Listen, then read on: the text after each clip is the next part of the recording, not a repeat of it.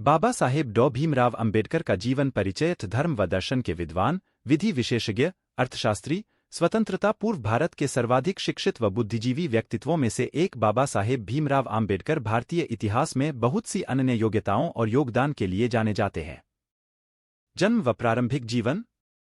बाबा साहेब डॉ भीमराव अंबेडकर का जन्म 14 अप्रैल 1891 को ब्रिटिश भारत के मध्य प्रदेश प्रांत के महू सैन्य छावनी में हुआ था। इनके बचपन का नाम भिवा था। इनके पिता का नाम रामजी मालोजी सकपाल था, जो ब्रिटिश प्रशासन में सूबेदार के पद तक पहुंच गए थे, और माता का नाम भीमाबाई मुर्बादकर था। इनके बचपन में ही इनकी मां का देहांत हो जाने के कारण इन्हें इनकी बुआ मीराबाई ने संभाला, और इन्हीं के कहने पर इनके पिता ने जीजाबाई से दूसरी शादी की। ये अपने माता पिता की 14वीं अंतिम संतान थे।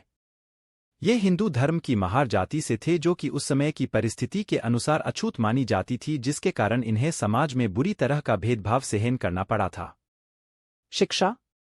उस समय के भारत के अनुसार एक महार जाति, अछूत, में जन्म लेने के कारण इन्हें अपनी प्रारंभिक शिक्षा बहुत अपमानजनक तरीके से प्राप्त हुई।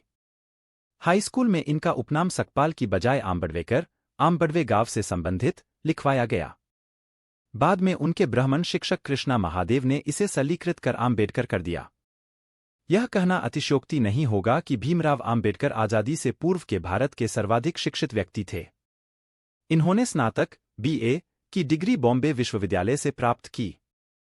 इसके बाद कोलंबिया विश्वविद्यालय में शिक्षा ग्रहण की और वहां से MA, PhD और LLD की उपाधि हासिल की। इसके अतिरिक्त लंदन स्कूल और इकोनॉमिक्स से MSc और DSc की उपाधि प्राप्त की। इनके घर पर इनका एक निजी पुस्तकालय भी था, जिसमें 50,000 से भी अधिक पुस्तकें थीं। आम्बेडकर साहब विदेश जाकर अर्थशास्त्र में डॉक्टरेट करने वाले प्रथम भारतीय थे। शिक्षा के बाद इन्होंने शिक्षक और वकील का पेशा चुना। इसके अतिरिक्त ये विधिवेत्ता, दार्शनिक, लेखक, पत्रकार, अर्थशास्त्री, राजनीतिज्ञ, शिक्षाविद, मानवविज्ञानी, इतिहासविद, प्रोफेसर इत्यादि भी थे। करियर। विश्व के प्रमुख कॉलेज और विश्वविद्यालयों से उच्च शिक्षा में उपाधियां हासिल करने के बाद इन्होंने पहले अर्थशास्त्र के प्रोफेसर के तौर पर अपना करियर शुरू किया। उसके बाद इन्होंने वकालत में भी करियर शुरू किया और समाज में दलितों की जराब दशा को सुधारने के अथक प्रयास किए।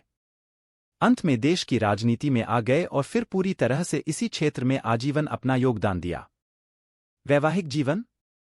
इनका विवाह 1906 में, जब ये 5वीं कक्षा में पढ़ते थे, 15 वर्ष की अवस्था में 9 वर्ष की रमाबाई से कर दिया गया। इनके 4 पुत्र, यशवंत, रमेश, गंगाधर व राजरत्न, और एक पुत्री, इंदु थी। परंतु यशवंत को छोड़कर अन्य सभी बच्चों की मृत्यु बचपन में ही हो गई थी। 27 मई 1935 को इनकी पत्नी की भी मृत्यु हो गई। राजनीतिक जीवन। 1936 में इन्होंने स्वतंत्र लेबर पार्टी की स्थापना की, जो 1937 के केंद्रीय विधानसभा में 15 सीटें जीती।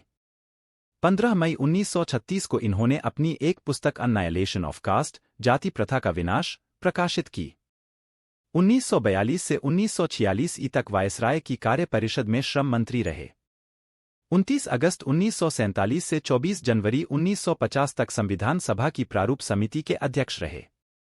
15 अगस्त 1947 को आजाद भारत के प्रथम कानून व न्याय मंत्री बने और 27 सितंबर 1951 को नेहरू जी को एक पत्र लिखकर पद से त्यागपत्र दे दिया। आम्बेडकर 3 लोगों को अपना गुरु मानते थे: गौतम बुद्ध, कबीर दास और महात्मा ज्योतिबा फुले। इन्हें गांधी जी का समर्थक व विरोधी दोनों ही भूमिका में देखा जा सकता है। इन्होंने गांधी जी पर उनके गुजराती भाषा के पत्रों में जाति प्रथा का समर्थन और अंग्रेजी भाषा में पत्रों द्वारा जाति प्रथा का विरोध किए जाने वाले दोहरे रवैये की आलोचना भी की थी। संविधान के निर्माण में योगदान। ब्रिटिश सत्ता को देश से उखाड़ फेंकने की कवायद तो सालों से चल रही थी। पहले स्वशासन फिर स्वराज्य प्राप्ति की अवधारणा के बाद 15 अगस्त 1947 को देश आजाद तो हो गया, परंतु उसकी व्यवस्था अभी भी ब्रिटिश राजतंत्रात्मक थी।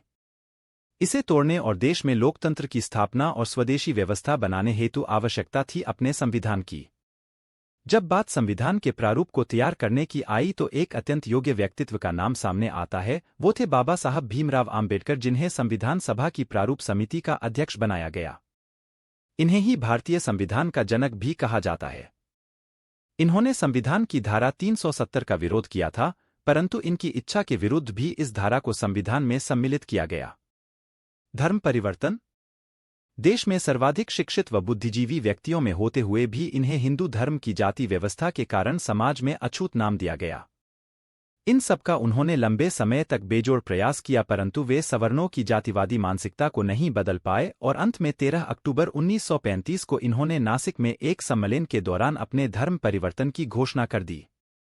इसके बाद 21 वर्षों तक तमाम धर्मों का अध्ययन करने के बाद 14 अक्टूबर 1956 को इन्होंने अपने असंख्य अनुयायियों के साथ बौद्ध धर्म अपना लिया।